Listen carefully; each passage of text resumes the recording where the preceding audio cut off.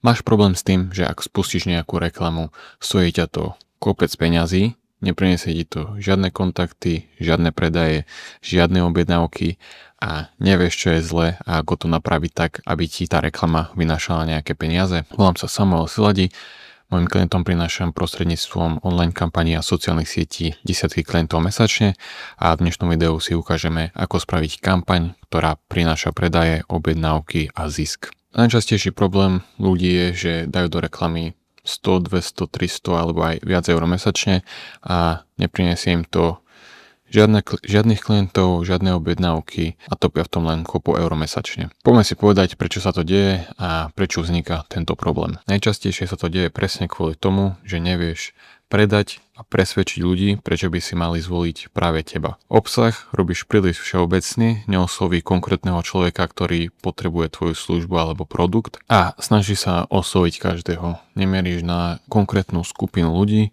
pre ktorú je tvoja služba alebo produkt cielený. Ak si myslíš, že online predaj a online získavanie zákazníkov funguje tak, že zoberieš nejakú obyčajnú fotku, dáš na to nejaký klasický slogan, ktorý nikoho neosloví, dáš propagovať príspevok cez Facebook alebo Instagram a za 30 eur ti to prinesie nejaké výsledky, tak si na veľkom omyle a poďme si vysvetliť, ako to spraviť tak, aby ti to reálne niečo prinieslo a nestalo ťa to len o kopu energie a kopu peňazí. Tieto fotky preto nepredávajú, pretože neoslovia nikoho konkrétneho. Ľudia vidia na sociálnych sieťach kopu takýchto reklam denne a taktiež takouto reklamou človeka nepresvedčí, že prečo by si to mal byť práve ty, od koho si kúpi produkt. Veľa ľudí si myslí, že čím viacej ľudí uvidí ich reklamu, tým lepšie. Čo je pravda, ak chceš budovať povedomie o svojej značke a chceš, aby čo najviac ľudí tvoju značku poznalo, aké má hodnoty, aké má produkty, čomu sa venuje a tak podobne. Ale ak chceš získavať objednávky a predaje z reklam, potrebuješ ukázať tú reklamu konkrétnej skupine, úzkej skupine ľudí, aby si čo najväčšie percento ľudí, tých, ktorí to uvidia, aj niečo objednali alebo kúpili, aby si nevyhadzoval zbytočné peniaze len za to, že to ľudia vidia, lebo sociálne siete, Meta, Facebook, Instagram sťahujú peniaze nie za to, koľko objednávok ti príde, ale aj koľko ľudí uvidí tvoju reklamu. A na to, aby si to zlepšil a prišli ti nejaké objednávky, nepotrebuješ zvyšovať budget na tisícky eur alebo platiť nejakého špecialistu na reklamy, ktorý ťa tiež bude stať tisícky eur mesačne. Stačí sa ti zamerať na to, aby si mal lepší samotný obsah reklamy, lepšie nejaké posolstvo, čo chceš ľuďom dať, v čom si lepší, prečo by si mali vybrať práve teba a lepšie zacielenie reklamy. Zacielenie myslím také, že technické zacielenie reklamy, keď už tú reklamu nastavuješ, aby si nezapínala reklamu na kompletne celé Slovensko, aj keď vieš obslúžiť napríklad len klientelu v rámci tvojho mesta a nejakého užšieho okolia. Takto vieš za rovnakú sumu mať násobne viac objednávok. A ak sa pýtaš, prečo potrebuješ nutne robiť reklamy v Meta Ads, tak je to kvôli tomu, že si tam vieš komplexne a veľmi podrobne nastaviť reklamy, presnejšie zacieliť a nastaviť, čo chceš od ľudí, keď uvidia tú reklamu, či majú ísť na web, majú vyplniť formulár, majú ísť na tvoj profil, vieš to tam presne sledovať, meria to rôzne štatistiky a vie to aj sledovať, ktorí ľudia sa prekliknú napríklad na web, ak chceš, aby išli na web, a ktorí si tam niečo objednajú, ktorí si vložia niečo do košíka, ako dlho trávia čas na stránke, čo tam robia a tak podobne. A na základe týchto dát následne Facebook optimalizuje reklamy a odporúča to ľuďom, ktorí majú väčší potenciál si niečo kúpiť na tvojej stránke. Veľa ľudí riešia tie reklamy tak návalovo, že príde napríklad január, ako je teraz, alebo február, proste začiatok roka, majú menej objednávok a povedia si, že dám 30, 50, 100 eur do reklamy a uvidím, že čo to bude. Veľakrát na 99% je 30 eur málo nepriniesie ti to žiadny výsledok. A taktiež rozpočet závisí od oblasti, na ktorú cieliš, čiže či je to mesto, štát, koľko miest a tak podobne. Veľkosť cieľovka sa potom určuje tým, že keď predávaš rybárske potreby, nebudeš to chcieť cieliť na ľudí, ktorí majú záujem o nejaké domáce potreby a tak podobne. A taktiež to závisí od konkurencie, pretože čím väčšia konkurencia, tým väčší budget potrebuješ dať do reklamy, aj tým lepšiu samotnú reklamu, samotný obsah potrebuješ mať. A keď máš konkurenciu slabú, tak stačí ti aj menej peniazy do reklamy a stačí ti aj horšia reklama, keďže máš slabú konkurenciu. Poďme si pozrieť, čo má obsahovať správna reklama. Toto je príspevok, ktorý nájdete aj na mojom Instagrame Sigmedia. Reklama musí mať jasný cieľ, konkrétnu cieľovku, jednu hlavnú myšlienku, jednoduchú ponuku, časové obmedzenie ponuky, tzv. FOMO, aby si ľudia, keď niekde v reklame uvidia, že máš 50% zľavu, tak si povedia, že 50% objednám si to budúci týždeň, ale keď tam povie, že 50% zľavy platia len do zajtra do polnoci, tak je tam taký ten časový natlak, že potrebujú to spraviť hneď.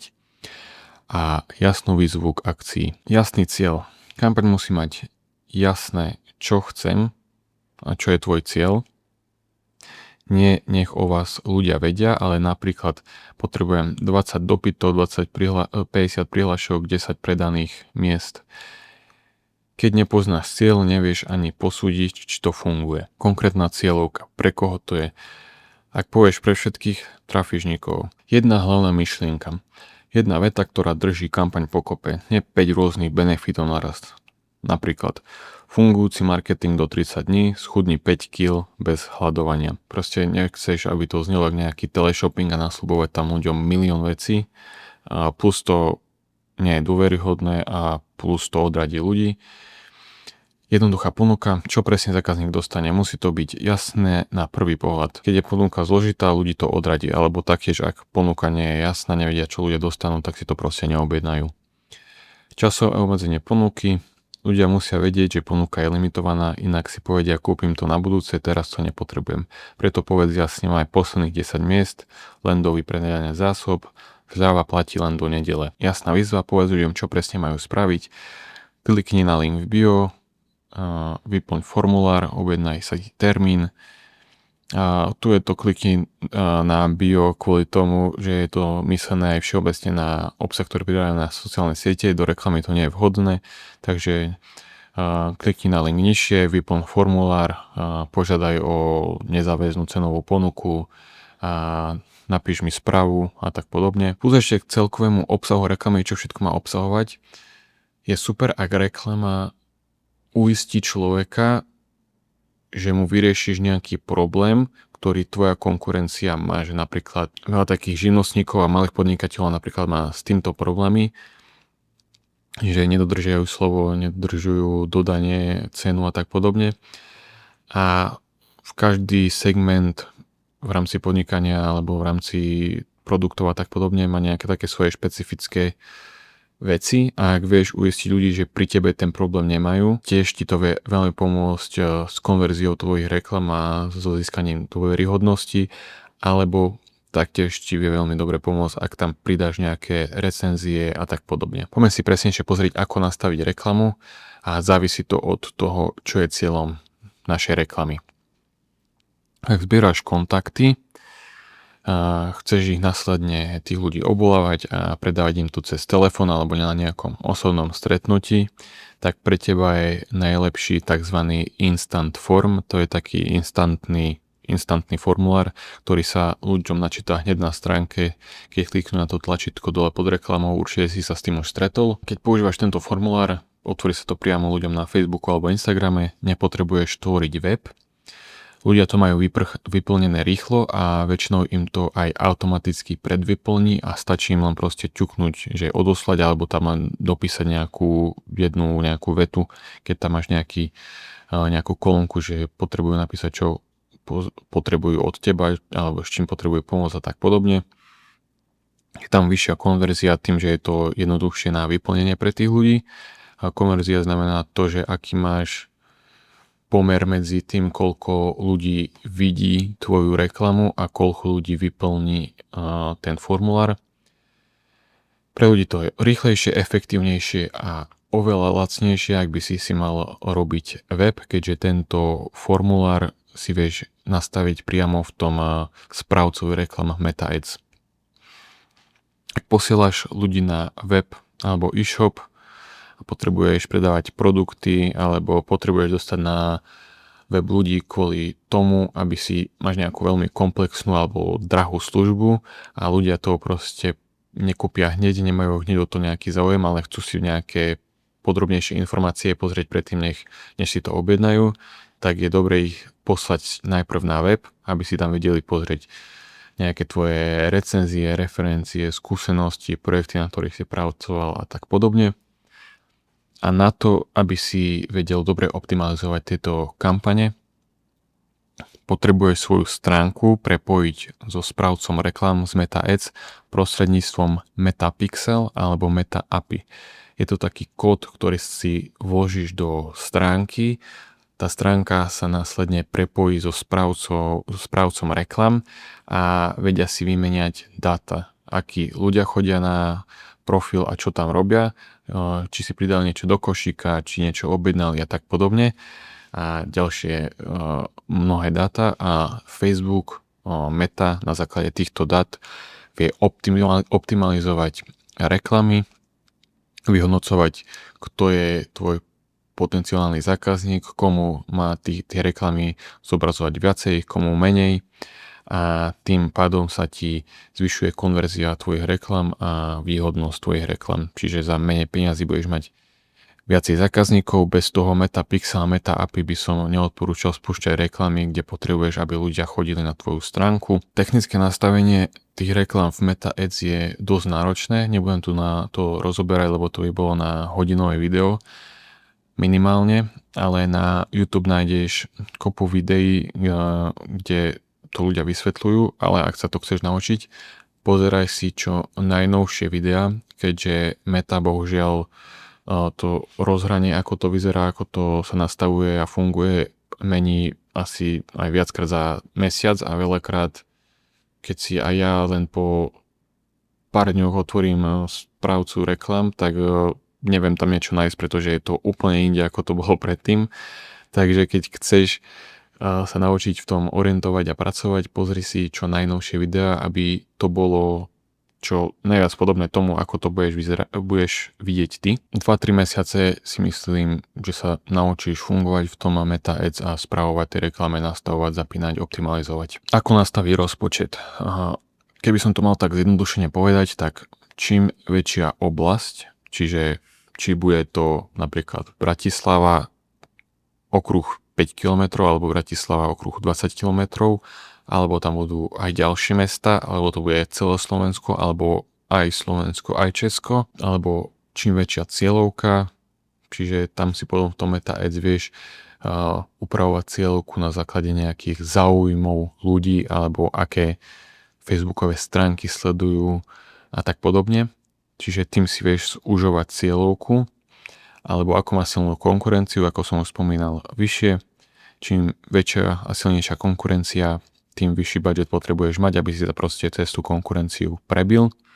A naopak, čím menšia oblasť, menšia cieľovka a slabšia konkurencia, tým ti stačí menší rozpočet. Ukážem ti to na jednoduchom príklade, aký je rozdiel v pomere cieľovka a rozpočet. Ukážem ti to na jednoduchom príklade, aký je rozdiel v pomere cieľovka a rozpočet.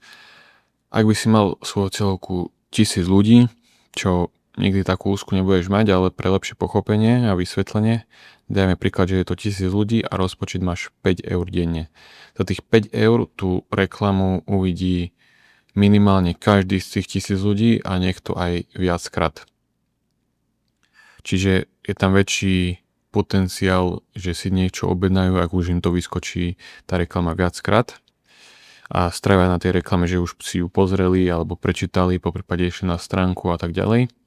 Ale ak je tvoja cieľovka 100 000 ľudí alebo 300 000 ľudí a dáš tam 5 eur na deň, uvidí to z toho pár ľudí raz a musel by si mať že fakt dobrú reklamu, aby ti z toho niečo prišlo, čiže vo všeobecnosti ti odporúčam začať s malou cieľovkou, ideálne na nejakej menšej oblasti v jednom meste, aby si tam mohol dať menší budget a následne to potom škálovať na väčšiu a väčšiu oblasť. Záver, reklama ti bude fungovať dobre vtedy a prinášať peniaze vtedy, ak máš dobrý obsah, ktorý ľuďom dá jednu hlavnú myšlienku, jeden hlavný cieľ, získa si ich dôveru a je tam jasná výzva k akcii, má dobré zacielenie, čiže nie je zacielená na veľmi veľkú oblasť, nie je zacielená na veľmi širokú skupinu ľudí. Ak budeš mať všetky tieto veci nastavené správne, podľa toho, ako som ti to vysvetlil v tomto videu, určite ti tvoje reklamy prinesú výsledok,